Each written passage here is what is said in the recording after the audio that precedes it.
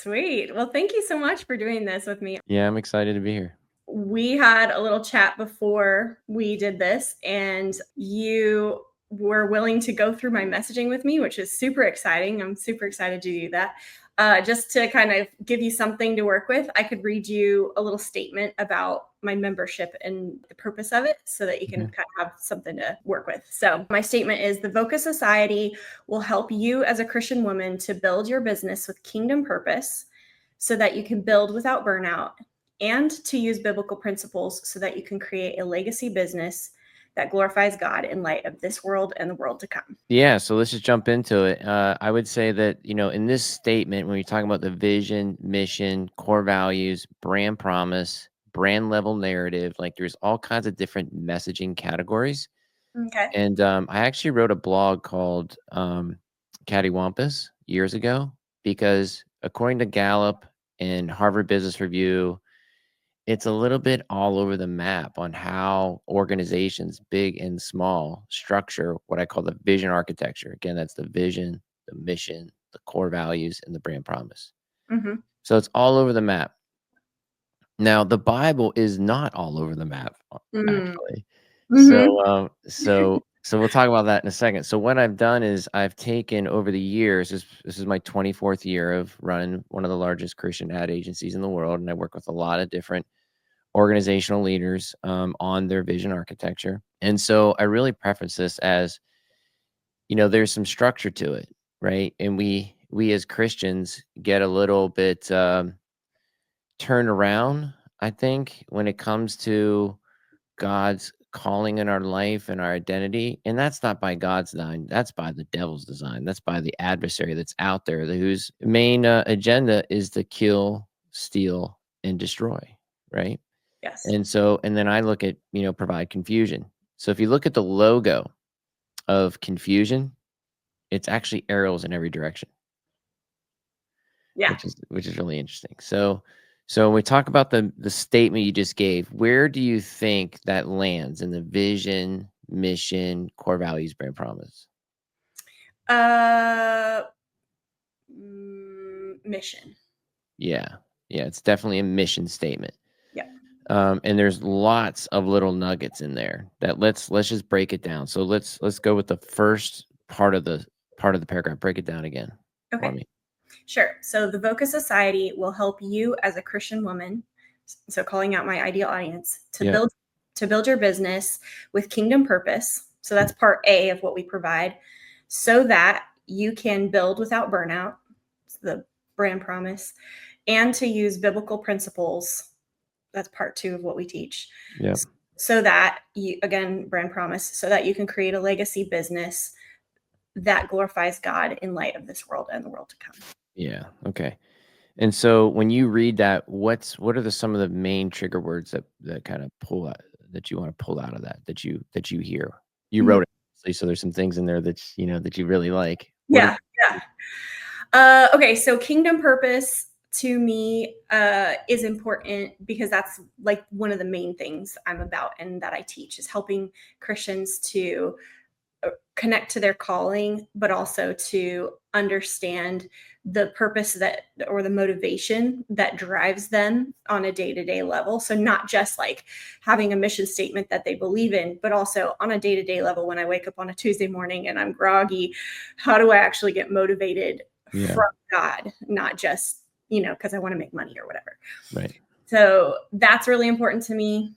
I think that the so that statements are important to my listeners or my readers because they need to know why does this matter to me, right? Because ultimately they don't care about my brand. Right. Exactly. What does it do for me? Yeah. Um, and that's important because they have to filter that. That's part of their dominion. I did include legacy business because, and that's a little bit newer wording for my brand. I haven't talked about that very much. But for me, it's important that what we do in our businesses does create a legacy for our families, yes, but even broader than that for the kingdom of God, something that has an eternal impact, something that does matter to the world, not just I get a good paycheck out of it, but something that does create a legacy. And then that glorifies God in light of this world and the world to come. I want both of the pieces of like, it matters for today, but it also matters for eternity. Okay. So I want to tell you a little story, and then we're going to jump into this. Okay. Perfect. So many years ago, it's probably 10 years ago now, maybe 15. I had a production facility over in Morrisville, and it was like a 17,000 square foot facility, 495 HD studio. And on the sides of it, we had built like the P and the VP offices. And so I took the one that was kind of no windows, and my VP took the one with the windows. Okay. And so he was a very much a bird watcher. He loved birds, and he could tell you, you see a bird fly by and he'd tell you, the bird's name, whether it was male or female. Like he just studied birds his whole life. In fact, him and his dad would go on retreats to do like a migration of birds, and they'd be able to pick Mm, out how many different excuse me, species that you could identify, which was really cool. So we're sitting in his office, and looking out in the parking lot, there was a bunch of birds and that were pecking at the ground. And Rachel, one of the birds was kind of gangly looking. It was a lot taller and a lot skinnier than all the other birds. And I said to my VP, I was like, "Hey, what kind of bird is that?" And he said, "Oh, that's an eaglet. It oh, hasn't figured out that it's an eagle yet. When it does, it will not be pecking at the ground. It will be flying over lakes and do what God called it to do." wow. And I was like, "Oh my gosh, this will preach forever." And so, I think about that when I think about our messaging. Mm, Like, we know, inherently, we know that we are created as a Christian, you're created in God's image. yeah. You know that you're here to glorify the Lord with your talents and your abilities. It's an assumption already made. It's Mm, built in, so you don't have to say it. So when the bird is full, when this eagle is a full, um, mature eagle, you're gonna look at it. You and I would look at it and go, "Wow, God's awesome." mhm, The eagle doesn't have to come down and say, "Hey, Rachel, I want you to open up to Romans chapter 10, verse 9, and I want to show you why God created me." mhm. No, the eagle just does what it was intended to do, Yeah, that's so good. right? And so now, when we come to messaging, we go, "Okay, I wanna be a legacy business." Well, if you're crushing it for Jesus and you're doing what God's called you to do, you're going to have a legacy business. Mhm, You don't mhm. have to say it, Okay. right? It's just inherently built in. Um, I would say that this is kinda like, in my mind, this is kinda like the doctoral level of, like, you know, full potential, right? Mhm, I think a lot of, like, sort of maybe, you're very early in your Christian walk, this is really hard to get your mind wrapped around, and that's okay. mhm, But when we're helping others become what God called them to be, there's that inherent already built in, I wanna I wanna put on the armor of God, and I wanna do what God called me to do. mhm. Yeah. Yeah, I'm definitely tracking. Okay, so a question for you. I definitely agree with that for my own self and my own business, but I also with because my business is trying to help call people to do that as well. Do Mhm. you think that because what I'm saying here is so that they can create a legacy business. Do you think that that shouldn't be there? Like, do you see what I'm saying? Like, I want to Yeah, make sure that I'm communicating what they want. it's what you want and what they want's the same thing, Okay. Yeah. right? At Yeah. the end of the day, Mhm. if you're really honest with yourself, some people say, "Well, I just want to make a quick buck." Well, okay, then, you're not my audience, Mhm. because when we're talking about doing things God's way, it's a passion, a fulfillment that you feel like, you're doing what you're called to do, and money's secondary. So Gallup came out with a research study that said 88% of the US economy feels satisfied at work. 88% satisfied. So people that are fulfilled, they weren't there was like a, yeah, unsatisfied, satisfied, like fulfilled, right? A Okay. poll. And so the majority of people don't like what they're doing. You know, they're Mhm. just getting by because the world tells us to go to school, get good grades, get a job, learn a skill, get paid off that skill. The Bible is totally different. Yes. The Bible is, I wanna feel my purpose, I wanna feel fulfilled so that I can glorify Him. It's not about a skill so you can get paid, right?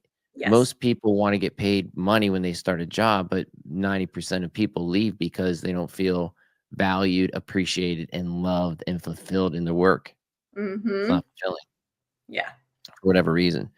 So it's a model we flip over and we say, "Okay, what is it that is the" in this case, in your statement here, like, what is the villain? What is getting in the way of them doing a legacy business? Okay. So now you're talking to women. Yeah, Christian women, specifically for this offer, are entrepreneurs or have some sort of business. They might not categorize themselves as entrepreneurs, I found, but that's what they are. And then I'm looking over here because I have like a big board up Yeah. here where I've done a lot of messaging. So I'm trying to find where there's Are the they married, kids, uh, single, out of college? yeah, so kind of across the board. So in my membership of like 30-ish women right now, I've got probably a third in their 50s or plus, a third more like me, like moms at home, typically homeschooling, and then a third single women. So it's Okay. pretty split. And I would say like probably later 20s and then up to like around 50s. Okay. So let's just for time's sake, because it's a villain across the board, let's just talk about stress. Let's talk Yeah. about moms that are stressed out. That's fair to say that they have no time and they're responsible for everything, right? Mm-hmm. Yeah. Overwhelm has been a big, Overwhelmed. yeah. Yep. Overwhelmed and stressed. That's the villain. Yes. So now the hero becomes, how do you manage your day to day and glorify the Lord? What is it that you want to do that you love and you're passionate about? I, Rachel, will help you through Mhm. that journey. So, burnout, I've read a lot of different studies on burnout. I know that's Okay. part of your statement because that's what stuck out to me. Mhm. In order for burnout to happen, you have to have a tremendous amount of repetition in a very short period of time. Most people don't achieve burnout because it's just an insane amount of the repetition.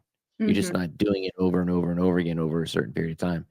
Mm. What most people experience is a lack of vision of where they're going, so they don't know what they're doing, so they get tired. Yeah. Yeah. Okay. With this being business women who are more high achieving, do Yeah, you think that might be different? Because I did a big research poll and polled Christian women in general, not mm, necessarily entrepreneurs. And they gave the words of like burnout and especially overwhelm was like a really big one, stress, wanting to do things that they have projects and dreams and stuff, but not feeling like they can get to them. That was kind of their thing. And then I have wondered if for the entrepreneurs specifically, if it's more of the burnout because they are pushing themselves so hard. What would be your thoughts on that? I think it's probably a balance and a combination of both in this case that we'd have to explore individually, Mhm. but I would say that just generally, um, when you love something, I'll just give you an example. Like, I love hockey. I've been involved in hockey for 45 years. Like, I love everything about hockey. It's my passion. Now, do I need a break from it? Yeah, Yeah. I need a break every now and then. But am I gonna leave that because I'm burned out after 45 years? No. Do I like things cleaned? Yeah, I like things that are clean. If I cleaned all the time, I would be burnt out of cleaning. I'm tired of cleaning things. It's not a passion, but it's something I do. It's more like a task. So when you're in your passion and you're in what you love to do, it's so motivating that you're in Yes. it, right? Yeah. There are details that come with it that you probably have to let go of. Mhm. right? Yeah. So just to kind of close that up, like I love hockey. Do I love cleaning the locker room? No. You Mhm. know, it's a task that needs to be done so that, we can all meet in the locker room. So I think it's kind of identifying what exactly you love about what you're doing, because that gravitational pull is strong and will keep you going for years and years and years. So I also love building a business. Do I love accounting? I don't like accounting. Do I need to be involved in the numbers? I do. But do I have an accountant who loves it? I do. Mhm. Right? Does that make sense? Absolutely. Yeah. Yeah. So there's a line there.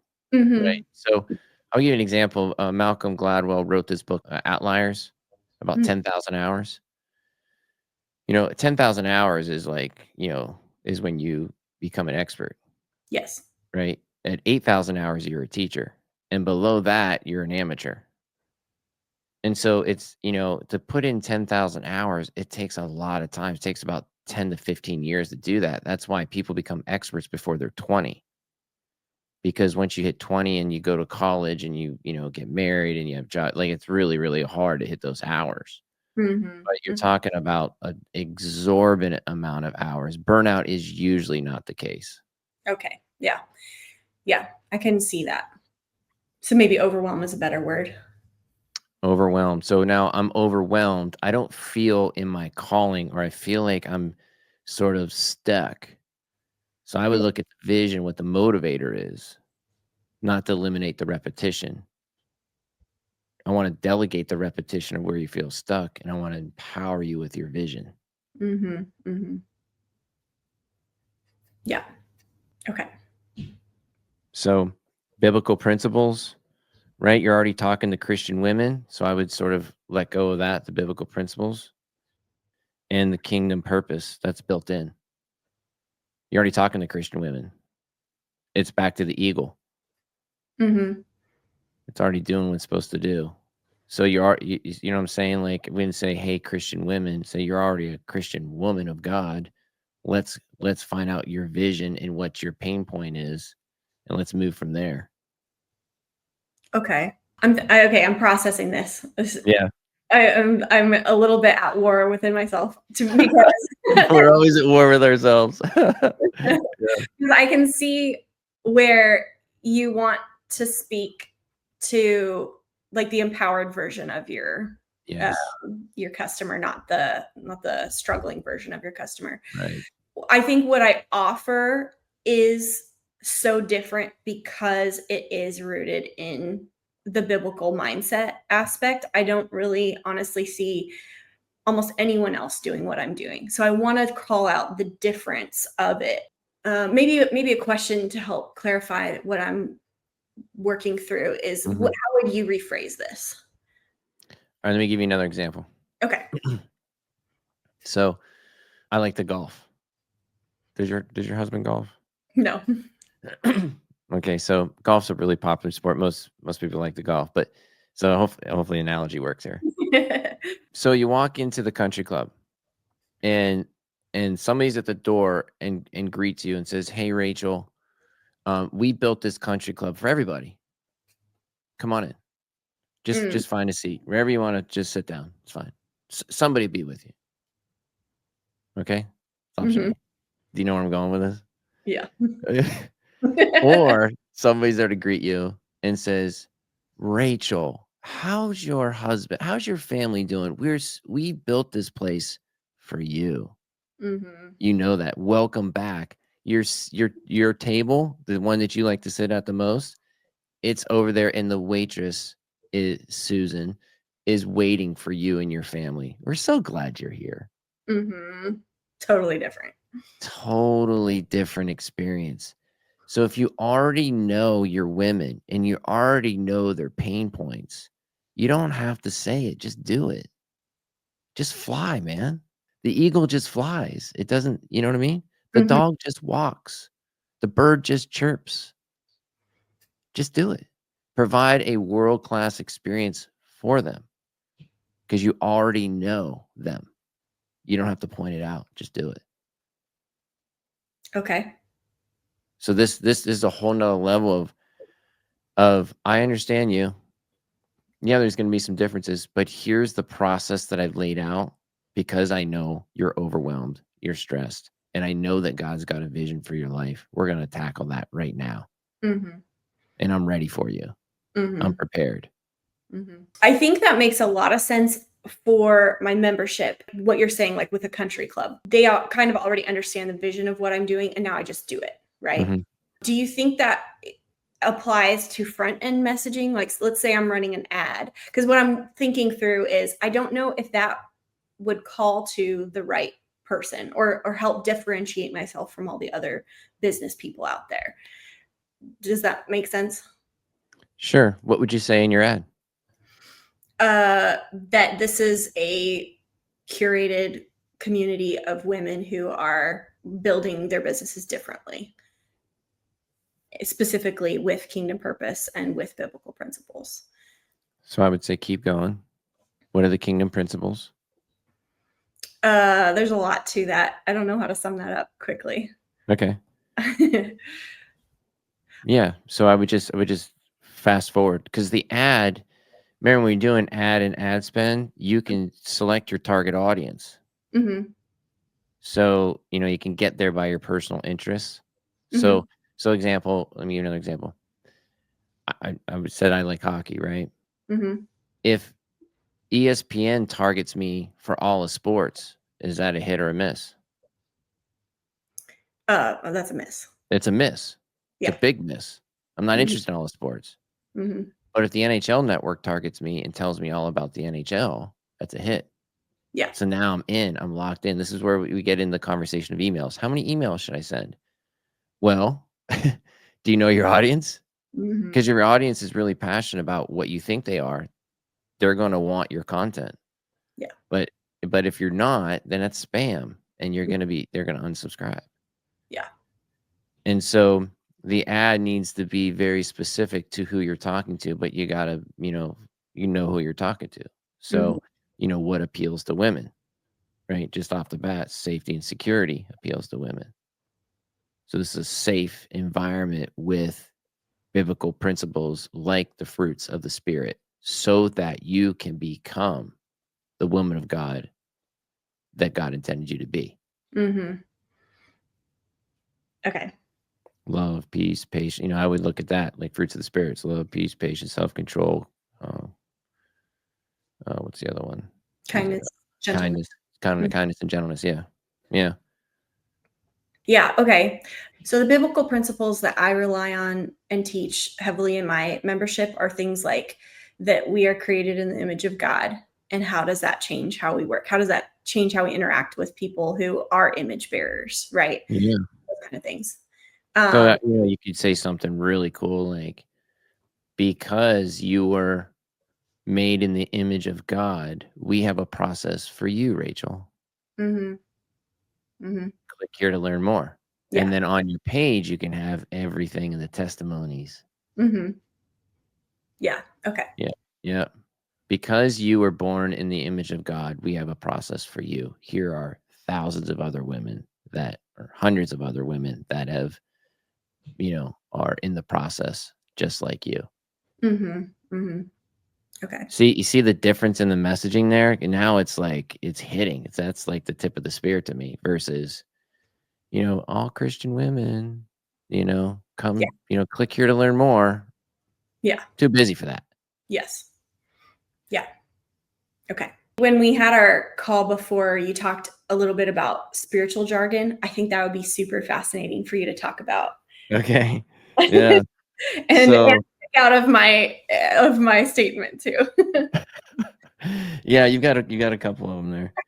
So, yeah, so I think what you're referring to is obligatory religious phraseology. So, the question is, what does that mean? Obligatory religious phraseology. What does it mean? We don't know what it means. That's the whole point. It's obligatory. And so transforming ministries with the spirit of excellence, how to become fully devoted followers of Jesus Christ. This is all really cool sounding messaging that to the core of it, nobody knows what anybody is saying. Mhm. And so therefore we just have choice overload and we don't engage. Yeah. So, we got to stay away from that. The church, everybody I talk to about this in the church space are like, "Oh yeah, we do that." Yep, for sure. Yes. Yeah. I think It, it's so much work to use different language and to bring hard concepts down into a level that people get immediately without having to think about it.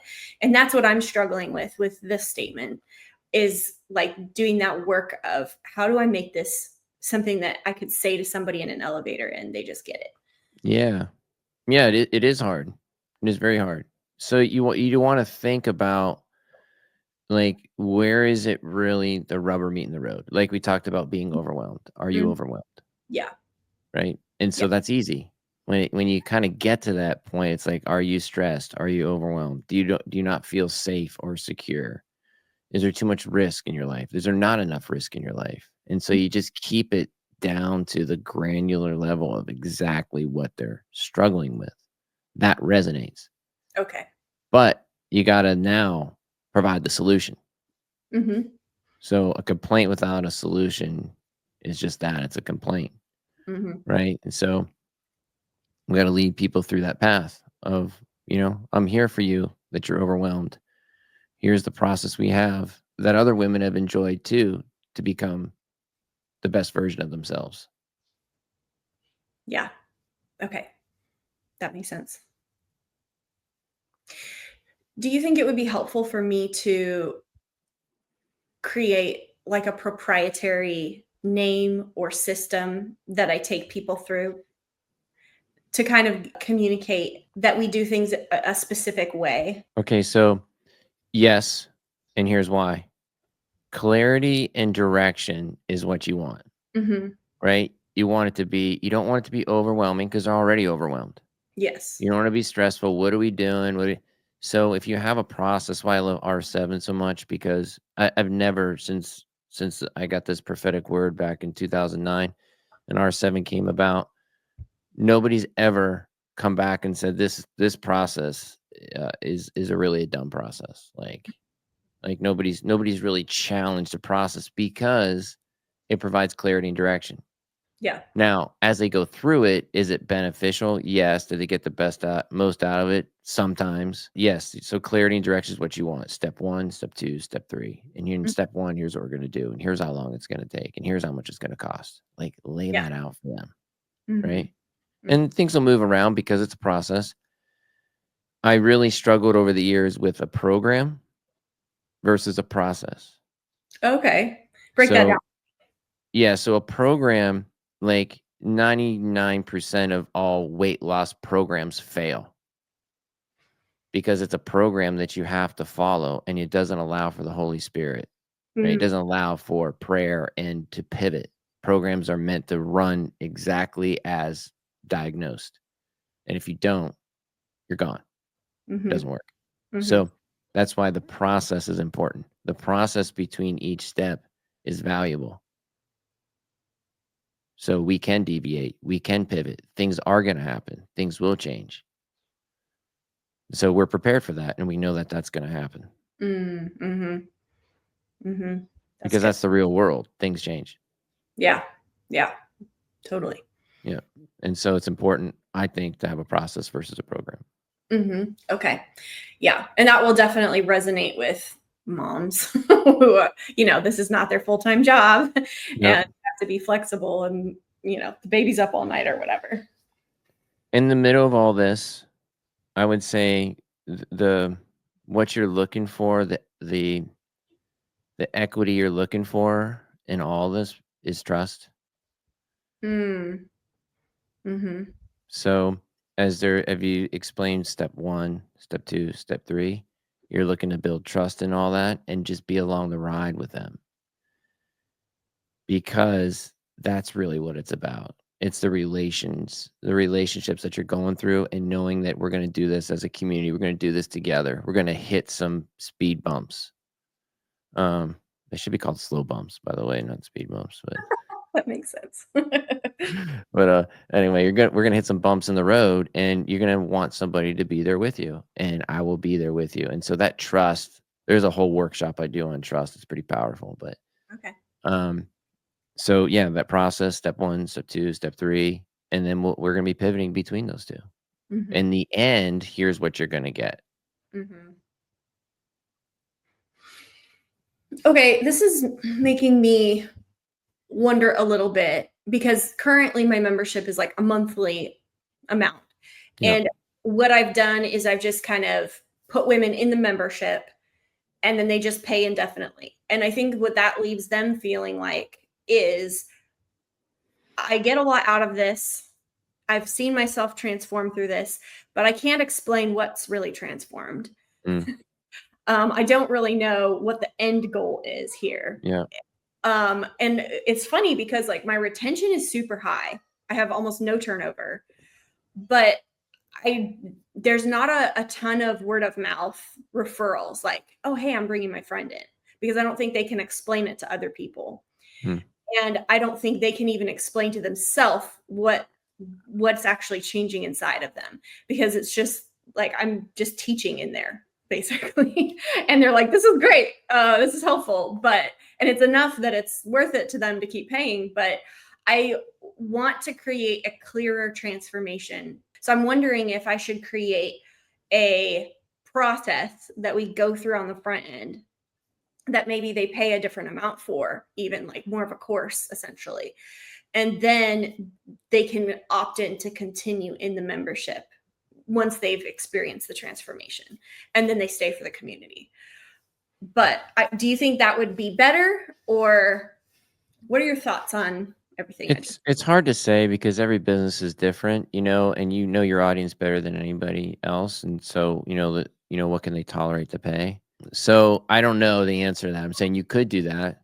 I mean, I kinda look at it like when you go purchase something, right? Like, I don't know, when you take your car in to get the oil changed, you say, "How much is the price? How long is it gonna take?" "Yeah, I wanna do that." Or, "No, I don't wanna sit here for 3 hours." You yeah know what I mean? Like, that's how the psychology of everything we buy is in this package. I mean, think about the fast food restaurant when they went to, "Give me number 1, give me number 2." It's yes just the world we're living in. totally yeah okay that's helpful. I think that there should be a little more of a package to it. Yeah. And then they have the testimony of, did they get good service? Did they get the promise that you set forth? Mhm. You know? And they can answer that with a yes or no, and you can get better from that. You can actually you may just go back and do a nice little survey and say, "Hey, what did you get out of this?" Mhm. And that would definitely help you. Yeah. Okay. How would you describe to someone what I do if like without all my jargon in it, Like what's the simple way to boil this down? Yeah, you're either a coach or you're a consultant. Okay. You're a coach for entrepreneurial women, or you're a consultant. Difference So there's between a consultant. yeah. Yeah. So coach is gonna tell you what you need to do. Coach is gonna say, "Rachel, I know you said you're fast, you're not. Okay, you're actually pretty slow. Here's what you need to do to get faster. You need to, the coach is gonna lay it out. Like, Mhm. you're gonna need to change your eating habits. You're gonna need to run X amount of days. You're gonna need to be able to sprint this level. Like, here's exactly what I need you to do, Rachel, and you gotta decide." Mhm. Okay? A consultant is not gonna give you any answers. Consultant is gonna lead you through the path, and you're gonna have to decide. So I would say, "Hey, Rachel, um, do you wanna be on this team?" And you'd say, "No." "Okay, conversation's over." Mhm. Or you'd say, "Yes." "Okay, Rachel, what do you think you need to do to be a member on this team?" And you would say, "What?" Be a team player. "You need to be a team player. I probably need to be faster." "Okay, Mm, you need to be faster." I wouldn't come up with fast. You would come up with fast. okay. Mhm. Okay, so you need to be a team player. Let's use that. What do you think it means to be a team player? To not just be in the game for myself. Okay. And how are you improving that aspect of your game? What are you doing to look outside yourself and be more of a team player? Mm, making, let's say, making decisions in a way that takes into account other people and their Okay. goals. Yeah. Okay. Um, on a relationship basis, what do you think you need to do different? You see what I'm saying? Like, there's no definitive answer what you need to do. You're kind of just asking questions and let them walk themselves through. Okay. Okay. Yeah. Okay. That's a helpful differentiation. I've never thought of the consultant category before. I've only really thought about coach. Well, I'll Probably. tell you, monetarily, Mhm. consultants make way more money than coaches. I was gonna say I honestly feel like the consultant is the closer one to what I'm actually doing because I do get down into the practical with people somewhat, but I feel like what I do much better is asking the right questions and connecting them with the right resources to figure out their own kingdom purpose. Like I'm not Yeah. like, here's your statement, go do it, you know? I'm Yeah. asking questions, what matters to you? And yeah. From an empowerment standpoint and motivation, it's consultant. Okay. Yeah. That makes sense. And how we get our minds wrapped around change is really, really hard. And so there's so many people telling us how we need to change. A consultant is really going to ask questions and hold you accountable to the answers that you give. Mhm, mhm. So Okay. like, hey Rachel, you told me you wanted to be a team player and you told me that there's some resources that you're going to look into to become a better team player. Have you invested in those resources? Mhm, And you mhm. would say, no. I'd say, okay, well then how does that leave you as a team player? Yeah, Right? Because now it's on you because that's what you said. yeah.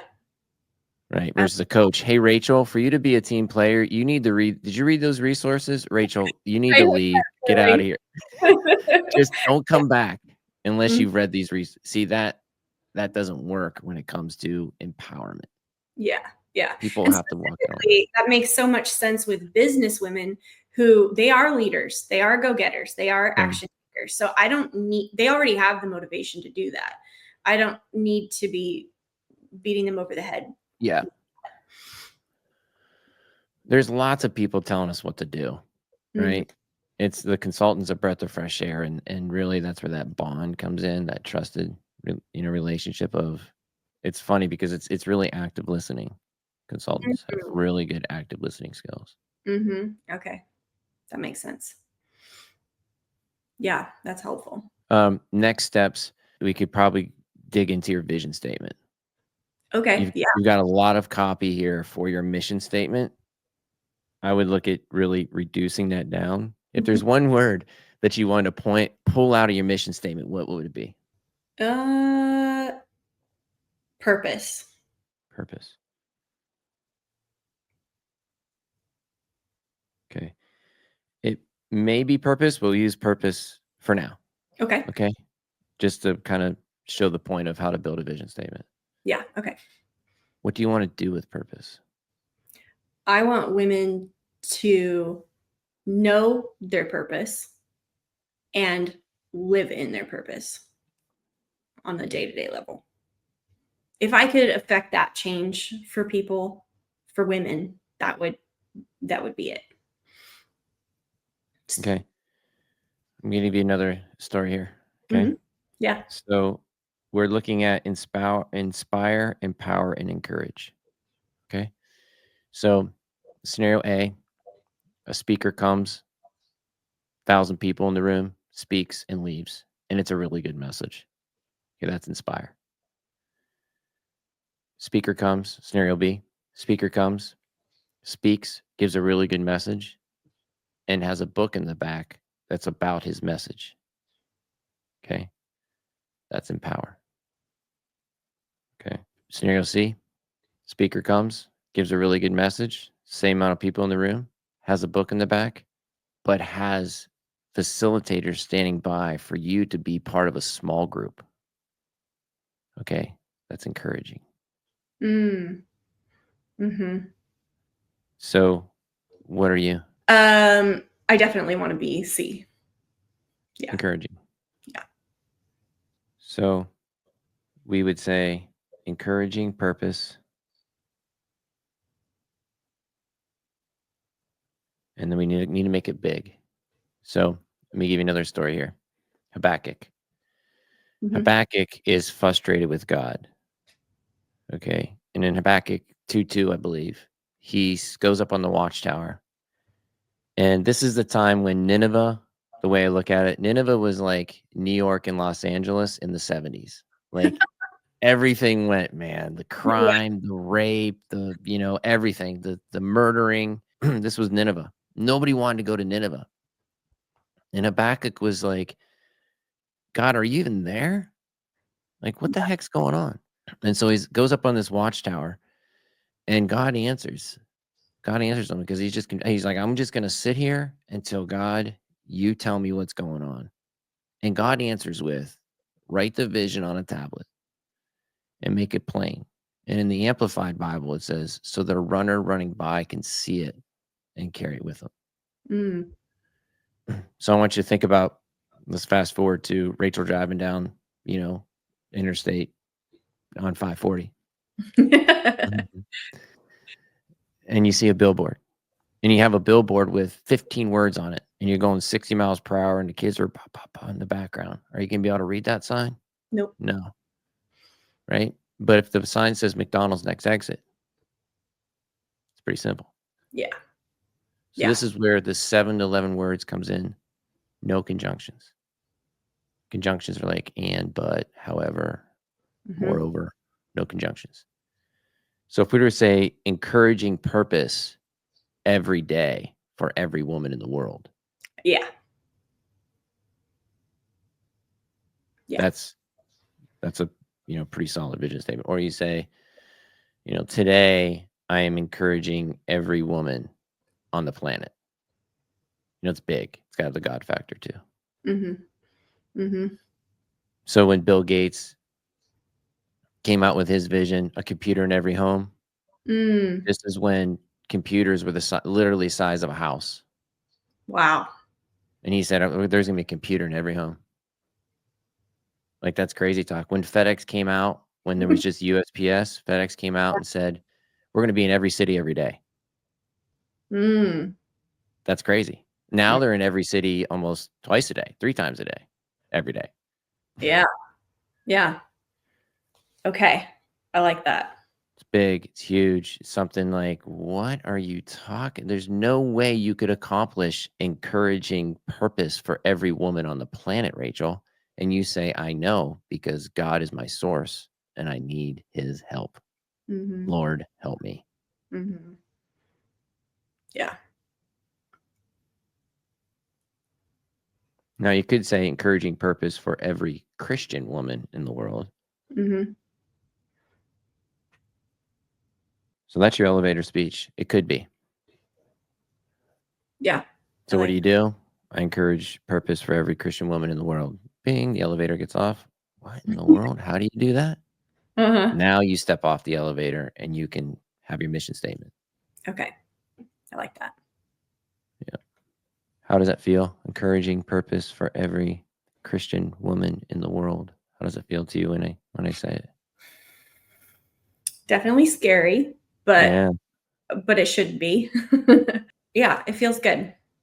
I do wonder if encouraging could maybe be a little more specific, but what would you think about like encouraging kingdom purpose for every woman in the world? So now we're getting a little longer. Mhm. It's not the end of the world, right? If it's a little bit longer, Mhm. and so you have to kind of wrestle with that. This is where like you got to prayerfully think about it. And we're back to, is this a bachelor's of Christianity or a doctorate of Christianity? If I it's the bachelor's, then the bird's coming down, the eagle's coming down and saying, hey, Rachel, open your Bible. Or is it just flying majestically and you go, God's awesome? Yeah. Okay. Yeah. So you just have to wrestle with that. There's no right or wrong answer. It's cattywampus, you know. if you want to, put that in their kingdom purpose and let it ride for 3 or 4 months and just be okay with that process of, you know what? Let's see how it lands, Mhm. you know? It's Okay. okay. Yeah. And you kind of mess with it, you know? Mhm. The Yeah. vision also has to resonate with the big picture of Rachel. So Yeah. it cannot solely rely on, how you make money.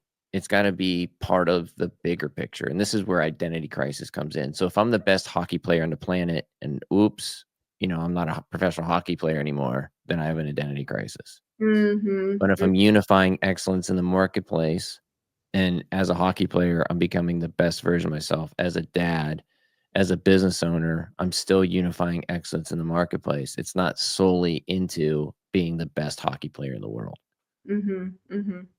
Okay, then in that sense, I would say this is a good vision statement because I do that, and my husband, we do it together as a team, Okay. even just in our home. And I would say like that is one of the things that people say about me is that I'm very encouraging and that I help people to basically be a better version of themselves, but not just inspiring. It is more of like the coming alongside and helping people. I think that's a good descriptor of how I tend to move through relationships in general. So you could lose Christian women then if you wanted to, if it's broader than women. So you say encouraging kingdom purpose for everyone in the world. Hmm. Yeah. My husband and I are starting a brand where we're going to be talking to more than Christian women. We're going to talk to all Christians. So, yeah. In that case, it might work, but you have to, just work on it, think it through. It can't be done. It just takes time. Hmm. Tom Adama, who's my mentor here, said there's 3 problems with vision. 1, you don't have it. 2, you're not communicating it. And 3, you don't believe it. Mm. And so and Yeah. so and it takes about 4 to 6 months for you actually to believe it. Yeah. Yeah. Okay. Like, that's when the afterglow begins. Like, "Man, I'm doing this. This is so good. Thank you, Lord. I'm so grateful," you know? Yeah. And the Yeah. money doesn't matter because you're just so inspired by the motivation of your vision and just being there's struggles. There's no question about it. It's not easy, but man, it's fulfilling. Yeah. Yeah. Well, this has been so good. Thank you so much, Dave. You I got it. Yeah, I feel really excited to go work on my vision statement. This has So been we'll have to do a part 2. Part awesome. 2 of you've written it, here's where I'm at, what next? Okay, I would love that. Thank you so Alright, much. you got it.